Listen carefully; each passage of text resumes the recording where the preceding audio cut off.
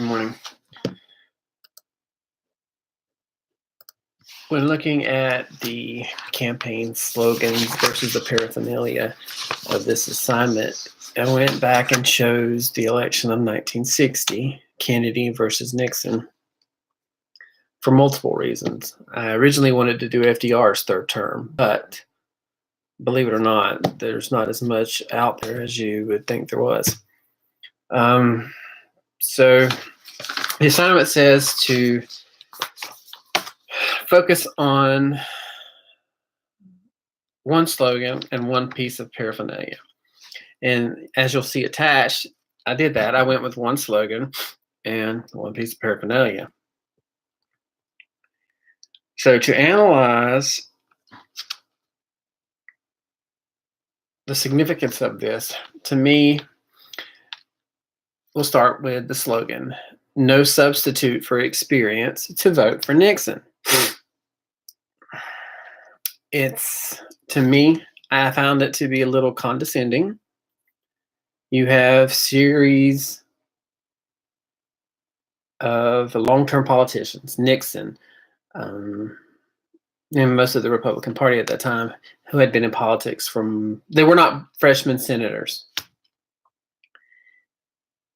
And it implies that the Kennedy in this case, or anyone without years and years of experience, would not have the knowledge, the will, or the ability to govern a nation.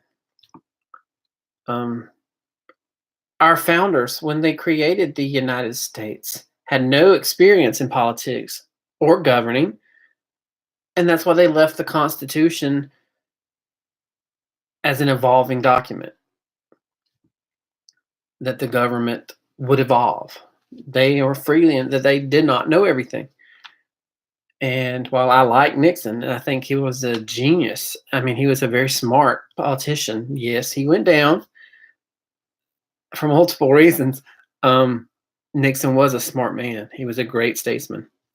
But this slogan, to me, lacks respect that I think all political candidates should have for their opponents. A divisive government or country will never prosper, in my opinion. And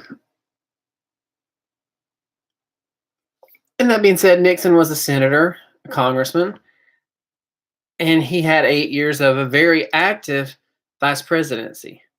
At that time, according to John Healy, former congressman, Nixon was one of the most powerful vice presidents to date. That's all because of Eisenhower's ability to delegate and what he thought Nixon could, he trusted his running mate. It's just that I find with all that experience Nixon built up, he should have learned a few lessons he later fell down for. The campaign paraphernalia that I attached for this election in 1960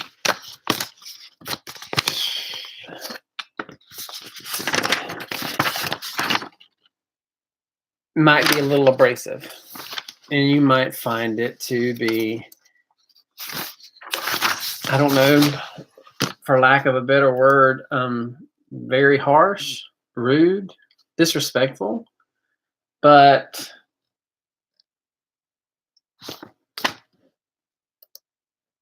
the fact that this was put out in the 60s,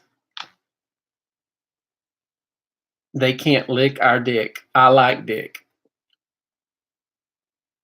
I guess it's a different time. People didn't find that rude or very disrespectful.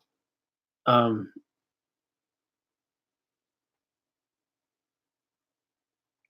guess the nation as a whole, our nation's morals were different.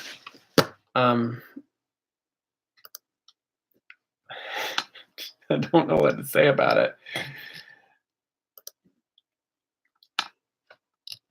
Nixon lost by the smallest minority in an election, I think it's still to date, 112,000 votes That's the smallest majority in an election. It's just that I think they could have found a better slogan to go with. Larry Engel, who wrote Billy Graham, the Evangelical in Politics, was a huge proponent of Nixon in the 60s. And even he said that they might have wanted to go with another slogan because he found it very disrespectful. But I think you want to catch something or find something that will catch the attention of the masses. And that worked a lot better than all of the other options that Nixon had out there for his campaign, such as peace, prosperity, and plenty, or the GOP victory. Don't change front in the face of the enemy.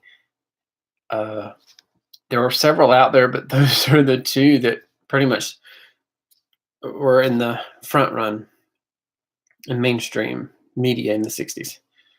But compared to the slogans and the paraphernalia of modern elections, I think it's very racy for the 60s. And I am by no means a prude, but it's out there.